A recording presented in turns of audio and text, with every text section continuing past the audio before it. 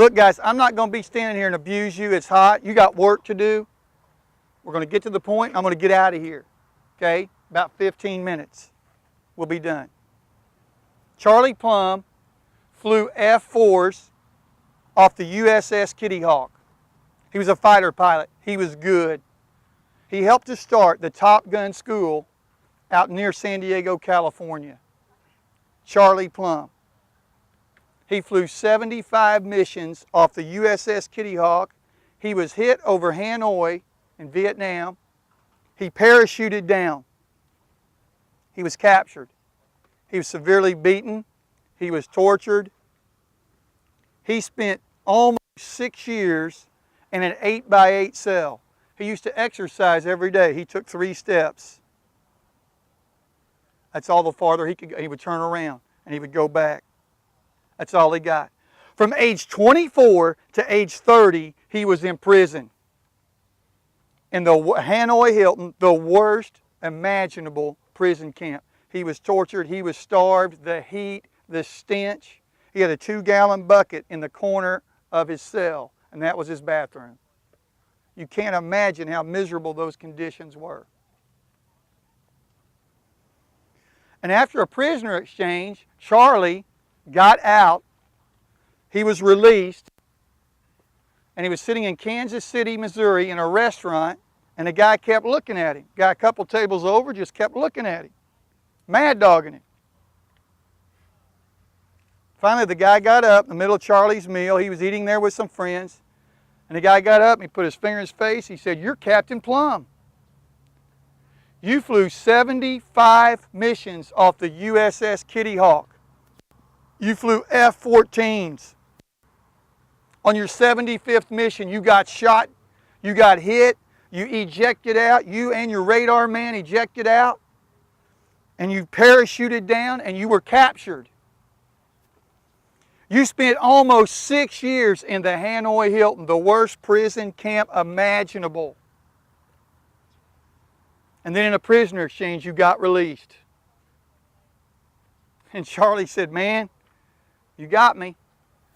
Of course, you got to realize an aircraft carrier, the USS Kitty Hawk, is 2.5 times the size of this football field. It's like a floating city.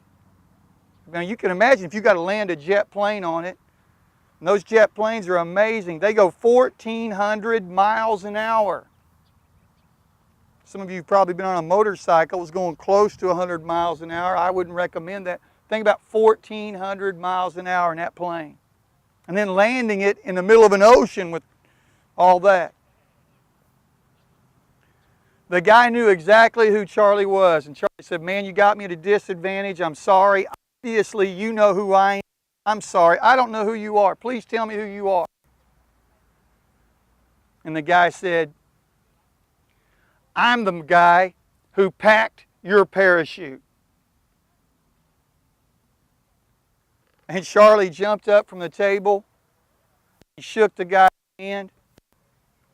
He said, "I've prayed and thanked God dozens of times for you doing your job, for your fingers, the way it worked, everything else." And the guy said, "Charlie, did the parachute work perfect?" And he said, "Well, to tell you the truth, no, it didn't. There's 18 panels on a parachute. 15 of them worked perfectly. 3 of them ripped, but that wasn't your fault." He said, "I stayed in that plane as long as I could, but it had so much fuel I was afraid it was just going to blow up. And finally we bailed out, but I was only about 800 feet before I bailed out, and I was going so fast on the way down. That's why it ripped 3 of those sections." He said, "Man, thanks so much for doing your job. I'm here tonight because you did your job." He thought about it for a while and he said, "Have you ever counted how many parachutes you packed?" He said, "No."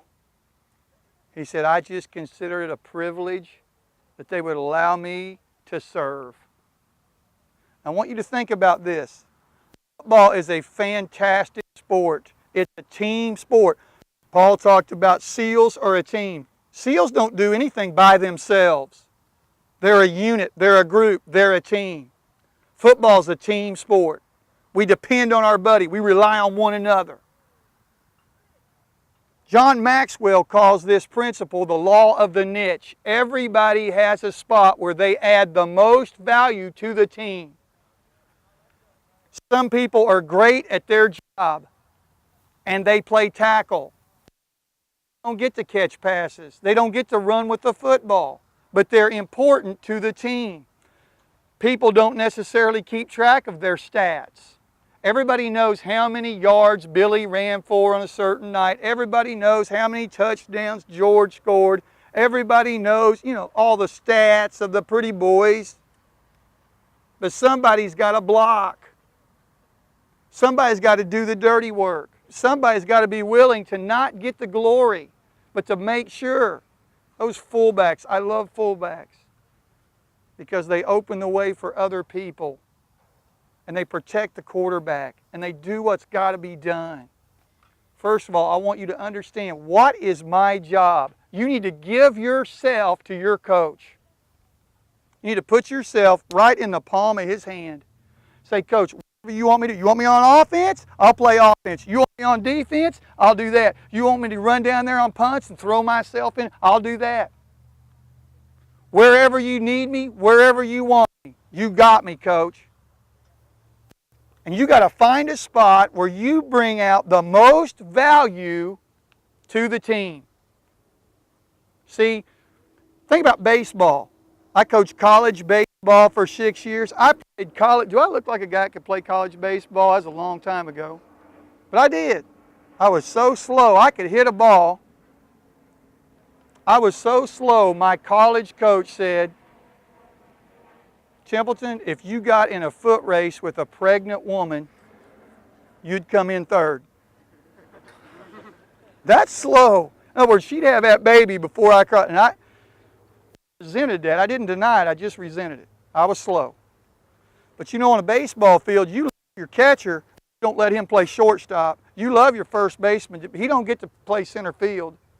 Everybody has a spot. We love our guard, but he doesn't necessarily get to run with the ball. He doesn't get to catch the ball.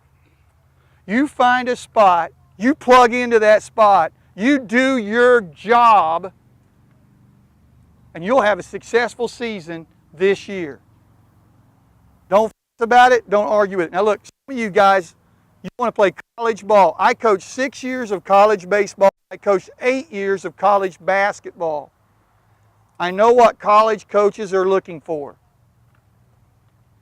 And I can tell you right now, there are 3 things you can't do, you can't be, and play collegiate athletics.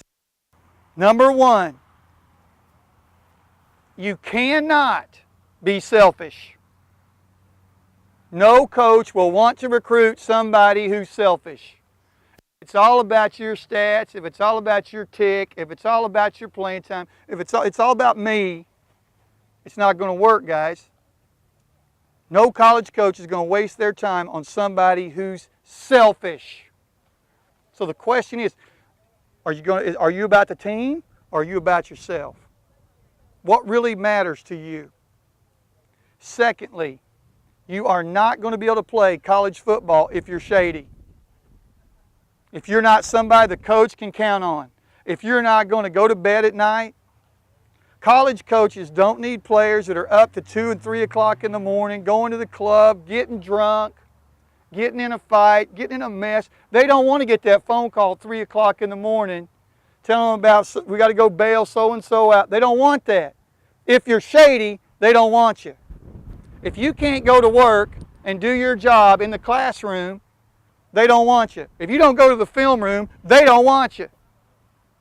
They want somebody who's going to go to class, who's going to go get their lift on. I'm not talking about the curls for girls. I'm talking about getting your lift on, doing your work in the film room, in the weight room, on the practice field. Notre Dame has a sign that says, play like a champion today. Well, good for them.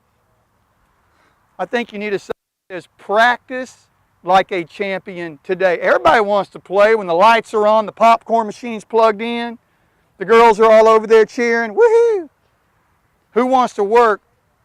Who wants to work late at night when it's 80 degrees and the humidity we've got? Who wants to get busy then? Who wants to be in the weight room tomorrow? Who wants to do the job then? You can't play college ball if you're selfish. You can't play college ball if you're shady. You've got to be trustworthy. This thing's about trust. You think my guy Paul wants to be over there in Afghanistan or some other godforsaken place with people he can't trust? He's putting his life in those people's hands. He better know he can trust them, and they better know they can trust him. Can your coach trust you? Or are you looking for a shortcut? It's up to you. Number 3, you cannot, guys, play college athletics if you're soft. That's right. If somebody says you're soft, they just cursed you. That's the worst thing they can call you, soft. This is football. It's tough. You've got to be a man. It takes guts to get out here and step on this field. If you're soft, by the way, what do soft people do? Soft people make excuses. Soft people have explanations. Soft people, they're just one excuse after another. Well, what happened was, I would have been there on time, Coach, but my sister didn't set my... No, you're soft. Well, I'd have been there on time, Coach, but I thought my cat was going to have puppies, and no, you're soft. We can't trust you. We don't want you.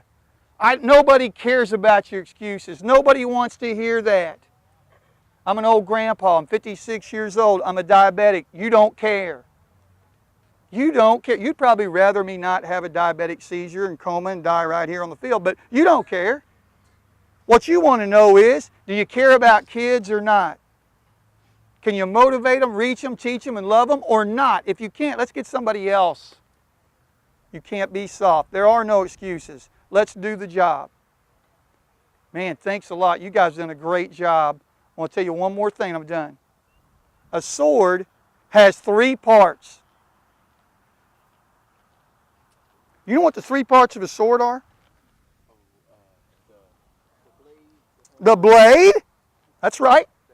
The handle is right. The hilt. Thank you. Okay, now look. This is the blade. That's what you're going to run them through with.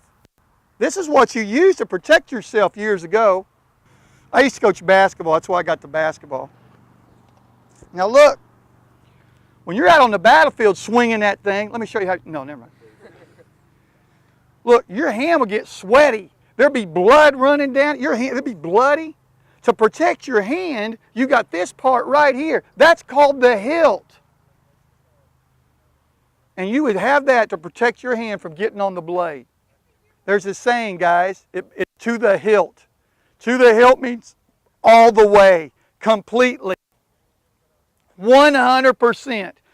This year, find your niche. We need some parachute packers.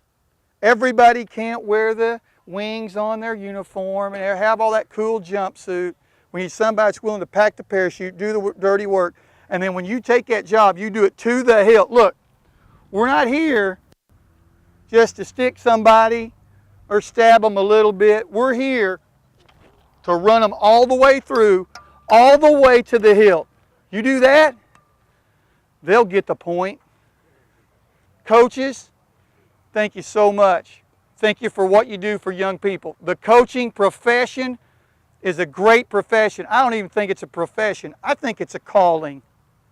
Because you're not going to get rich coaching high school athletics, and you're not going to get famous. You're just not.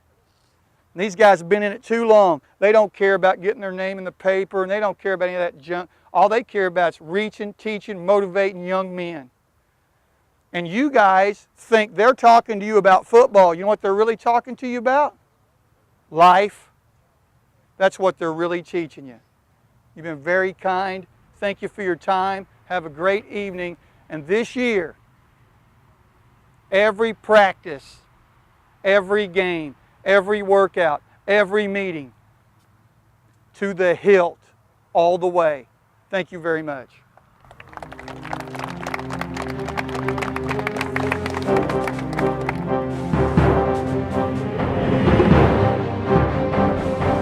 To the hilt, all the way.